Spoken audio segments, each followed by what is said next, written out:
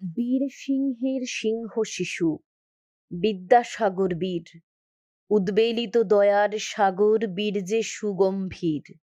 সাগরে যে অগ্নি থাকে কল্পনা সে নয়, তোমায় দেখে অবিশ্বাসীর হয়েছে প্রত্যয়।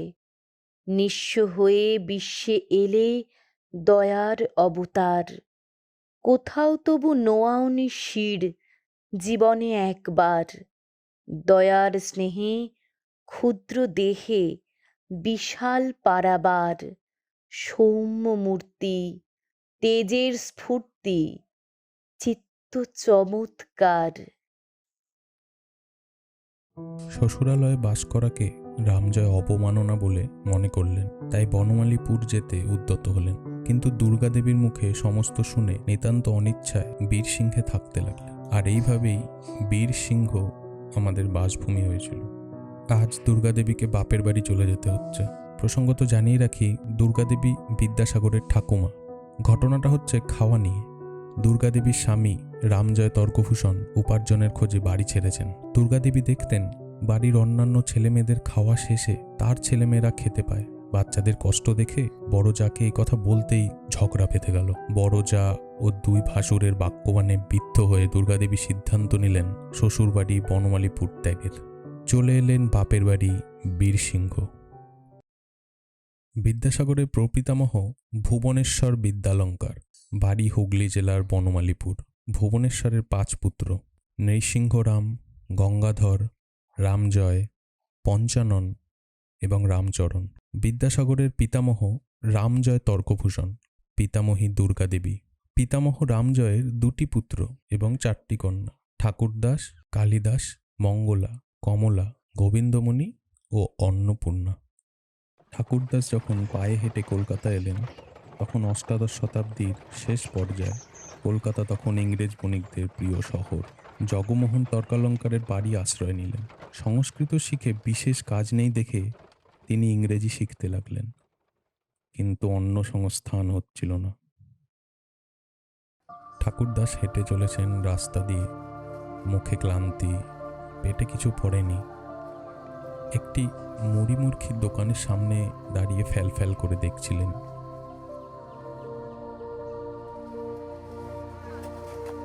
দোকানের বয়স্ক মহিলা তাকে জিজ্ঞেস করে, বাবা ঠাকুর, তুমি দাঁড়িয়ে আছো কেন?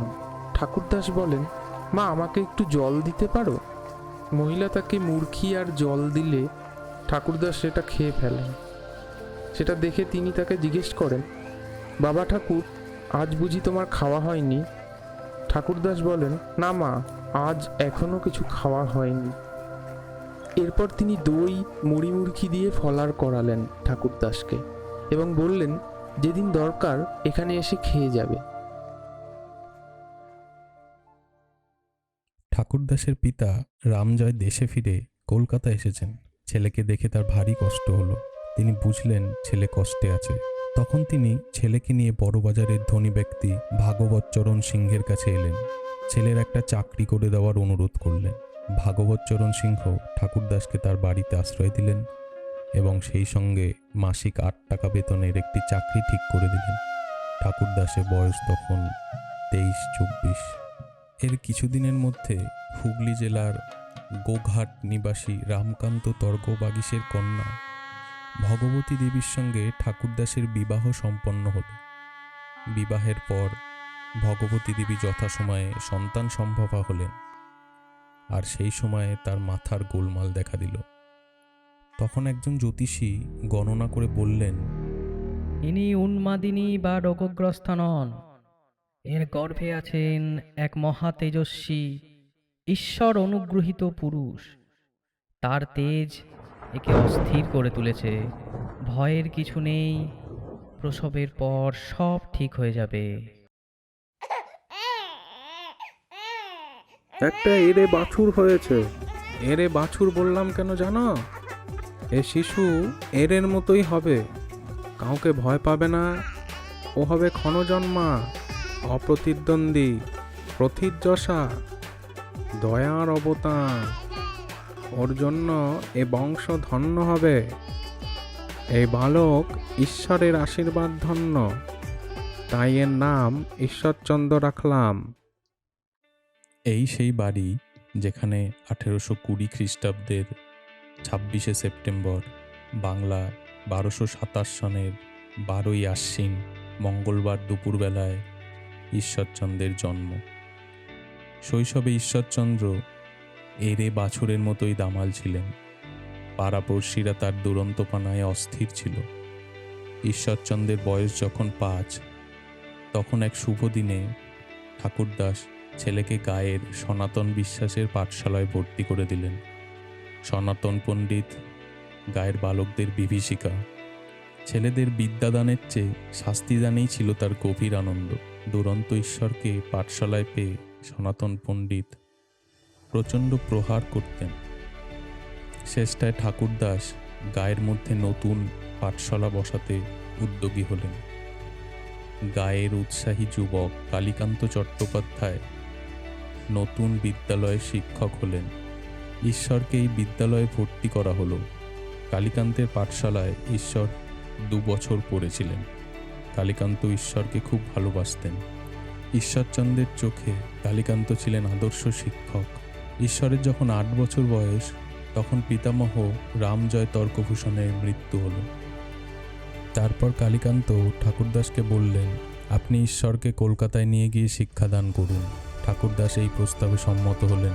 এক শুভ দিনে ঠাকুরদাস 8 বছরের বালক শিক্ষক কালীকান্ত ও ভৃত্য আনন্দরাম গুটিকে নিয়ে হাঁটা পথে কলকাতা যাত্রা করলেন। বাঁধানো রাস্তায় উঠে ঈশ্বর মাইলস্টোন দেখে দাঁড়ালেন তার পাশে গিয়ে।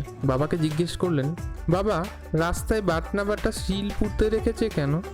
ঠাকুরদাস হেসে বললেন, ওগুলো শিল নয় বাবা, ওগুলোকে বলে মাইলস্টোন। মাইল মানে আধ ক্রোশ, আর স্টোন মানে পাথর। প্রত্যেক আধ ক্রোশ অন্তর ওই রকম একখানি পাথর পোতা আছে। কলকাতা থেকে 1 মাইল দূরে যে পাথর আছে তাতে 1 খোদাই করা আছে। কলকাতা থেকে এখানের দূরত্ব 19 মাইল, তাই এতে 19 খোদাই করা আছে। ঈশ্বরচন্দ্র মাইলস্টোনে হাত বুলিয়ে বললেন, তবে এটা কি 1 আর ওটা নয়? ঠাকুরদাস বললেন, হ্যাঁ বাবা, তাই। ঈশ্বরচন্দ্র মনে মনে ঠিক করে নিলেন, পথে যেতে যেতে ইংরেজি সংখ্যাগুলি শিখে নেবেন।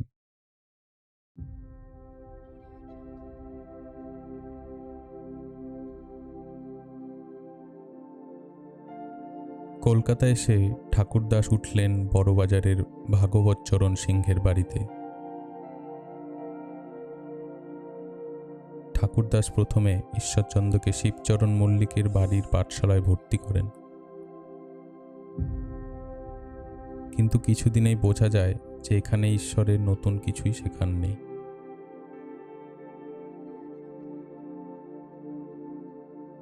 তখন 1829 খ্রিস্টাব্দে 1 জুন ঈশ্বরচন্দ্রকে সংস্কৃত কলেজের ব্যাকরণের 3য় শ্রেণীতে ভর্তি করে দিলেন। ঈশ্বরচন্দ্র বাগবাজার থেকে হেঁটে কলেজে আসতেন। 2 মাস বাদে পরীক্ষায় তিনি 5 টাকা বৃত্তি পেলেন।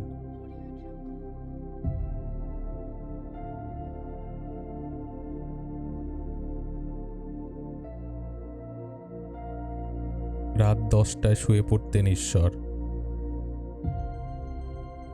পিতা আরমানি গির্জার ঘণ্টা শুনে তাকে জাগিয়ে দিতেন। প্রতিদিন কলেজে যা পড়ানো হতো, ঈশ্বরকে রাতে বাবার কাছে তা হুবহু বলতে হতো। একটু ভুল হলে রক্ষে ছিল না। ঘুম তাড়াবার জন্য ঈশ্বর চোখে ঝাঁঝালো সরিষার তেল মেখে নিতেন। খুব ভোরবেলা ছেলের ঘুম ভাঙিয়ে ঠাকুরদাস আবার ছেলের পড়া ধরতেন। 3 বছরে তিনি মুগ্ধবোধ শেষ করে 6 মাসে অমরকোষ ও ভট্টিকাব্যের কিছু অংশ শেষ করলেন। ঈশ্বরচন্দ্র সংস্কৃত শিক্ষার সঙ্গে সঙ্গে ইংরেজি ভাষা ও সাহিত্য শিক্ষাও করলেন। ব্যাকরণ শ্রেণীর পাঠ শেষ করে 1833 সালে তিনি সাহিত্য শ্রেণীতে ভর্তি হলেন। অধ্যাপকদের প্রিয় ছাত্র ছিলেন। একবার সরস্বতী পুজোর সময় ঈশ্বরচন্দ্র অধ্যাপকদের অনুরোধে চমৎকার একটি শ্লোকও লিখেছিলেন। লুচি কচুরি মতিচুর শোভিতম জিলেপি সন্দেশ গজা বিরাজিতম যস্যা প্রসাদেন ফলার মাপলুম সরস্বতী সাজায় তান্নিন্তরম। এই শ্লোক শুনে অধ্যাপকেরা খুব খুশি হয়েছিলেন।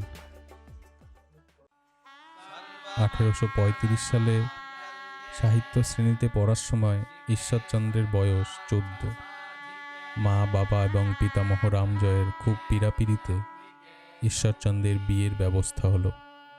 পাত্রী বীর সিংহের কাছে ক্ষীরপাই গ্রামের শত্রুঘ্ন ভট্টাচার্যের মেয়ে দীনময়ী দেবী, বয়স 8 বছর। 1835 সালে ঈশ্বরচন্দ্র অলঙ্কার শ্রেণীতে ভর্তি হলেন। 1836 সালের মে থেকে 1838 সালের প্রথম ভাগ পর্যন্ত তিনি পড়েছেন বেদান্ত শ্রেণীতে। এরপর তিনি স্মৃতি শ্রেণীতে ভর্তি হলেন এবং তিনি 8 টাকা 8 আনা 6 পাই বৃত্তিও পেলেন। 1838-39 সালে বার্ষিক পরীক্ষায় তিনি 80 টাকা পুরস্কার পেলেন। 1839 সালের 22 এপ্রিল তিনি হিন্দু ল কমিটির পরীক্ষা দিলেন। এই সময় তার বয়স 17।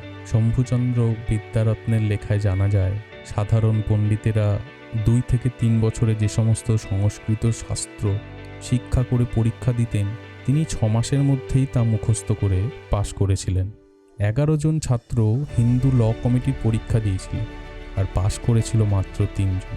3 জনের মধ্যে ঈশ্বরচন্দ্র ছিলেন অন্যতম। এই সময় তিনি জ্যোতিষ ও ধর্মশাস্ত্রের পাঠও শেষ করলেন।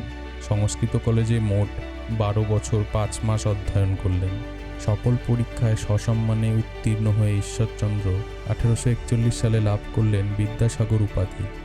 তবে এই বিষয়ে বিতর্ক রয়েছে। কেউ কেউ মনে করেন 1839 খ্রিস্টাব্দে হিন্দু ল পরীক্ষায় উত্তীর্ণ হওয়ার পর তাকে যে অভিজ্ঞানপত্র দেওয়া হয় তাতে তাকে ঈশ্বরচন্দ্র বিদ্যাসাগর হিসাবে উল্লেখ করা হয়। তখন তার বয়স 21 বছর পূর্ণ হয়নি। 21-এর আগেই ঈশ্বরচন্দ্র হলেন বিদ্যাসাগর।